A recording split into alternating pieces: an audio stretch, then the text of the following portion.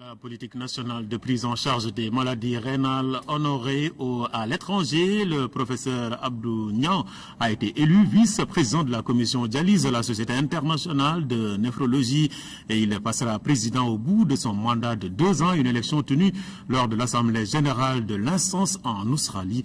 De retour à Dakar, le néphrologue a accordé un entretien à notre reporter Oumou Baldé. Le Sénégal a fait des pas énormes. Pourquoi? Parce Il est à la commission dialyse de la Société internationale de néphrologie.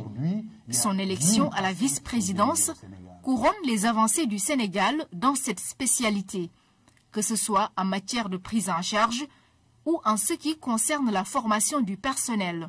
Il y a encore une quinzaine d'années, il n'y avait qu'un seul néphrologue au Sénégal, le professeur Boucar Diouf, qui a fait un travail énorme.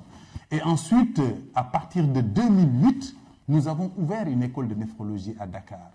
Et cette école aujourd'hui a permis de former 120 néphrologues venant de 21 pays d'Afrique francophone, ce qui a été quand même une performance qui a été appréciée au niveau de la société internationale. Les pays à faible revenu, la prise en charge des maladies rénales reste une forte demande, mais surtout une cause à plaider.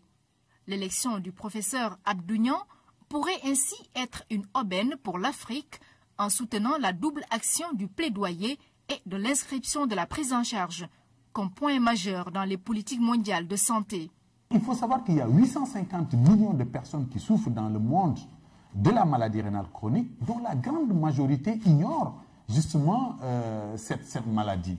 Alors, et aujourd'hui, la maladie rénale chronique est la 7e cause de mortalité dans le monde. D'ici 2040, ça va arriver à la 5e en termes de mortalité. Et aujourd'hui, il n'y a que 2 600 000 personnes qui sont traitées. Et ce qui est grave, c'est qu'il y a 7 millions de personnes qui sont restées en rade. Et ceux qui sont laissés en rade, malheureusement, viennent des pays pauvres comme l'Afrique et les pays d'Asie. Le combat de l'Afrique doit être plus orienté vers la prévention, soutient-il. Cela passerait par la mutualisation des actions.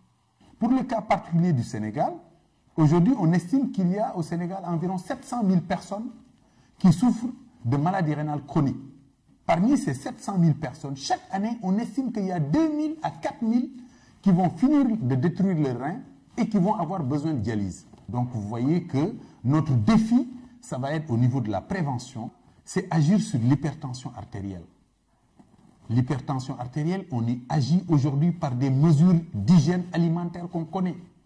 Mais surtout, il faut arrêter l'utilisation abusive de la pharmacopée traditionnelle. Sur ce point, la prévention implique fortement un changement de mentalité, mais aussi une orientation plus soutenue des politiques de santé dans la sensibilisation et l'éducation à la santé.